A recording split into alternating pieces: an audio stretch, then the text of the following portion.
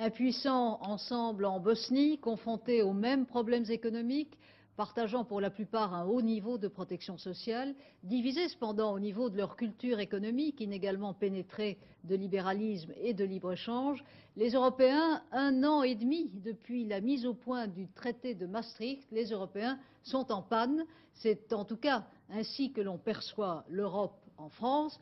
Et cela doit vous faire plutôt plaisir, Philippe de Villiers. Bonsoir. Bonsoir Christine O'Krent.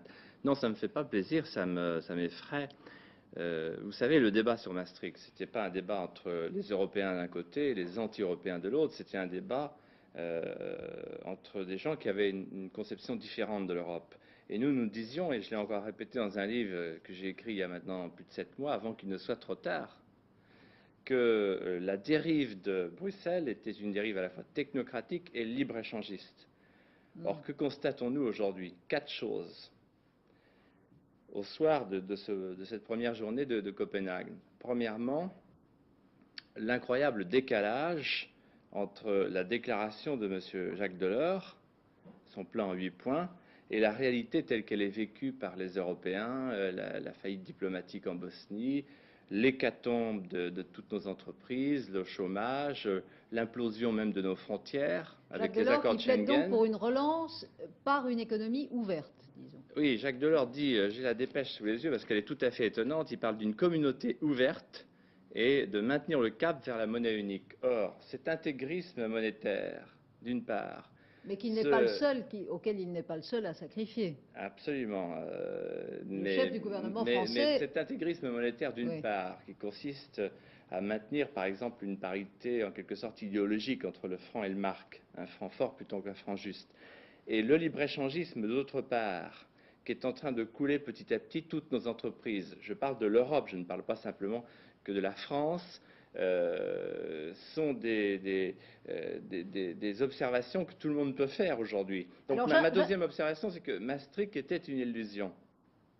Maastricht était une illusion, on nous a dit, voilà, on va raser gratis, on va créer des emplois, puis on s'aperçoit que ça n'est pas le cas. Ma troisième observation, c'est pour dire, attention, quand on parle de récession, le monde va bien, l'Europe va mal. Et ma quatrième observation, c'est pour dire que si l'Europe va mal, c'est parce qu'elle a cessé d'être une union douanière.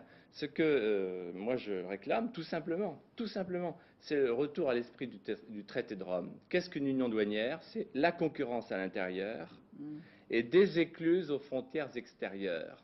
Or, quand on n'a plus d'écluses aux frontières extérieures, on est un ensemble ouvert à tous les vents, une Europe offerte à tous les vents du monde entier, par rapport à des pays comme le Japon, les États-Unis qui se protègent, et par rapport à des pays qui nous exportent leur modèle social, les pays de l'Asie qui sont des pays qui vont bien, avec une croissance de 6 à 7% par an, et c'est ainsi que petit à petit, l'Europe, et ça me narre Christine O'Krent, se vide de sa substance et de ses forces vives.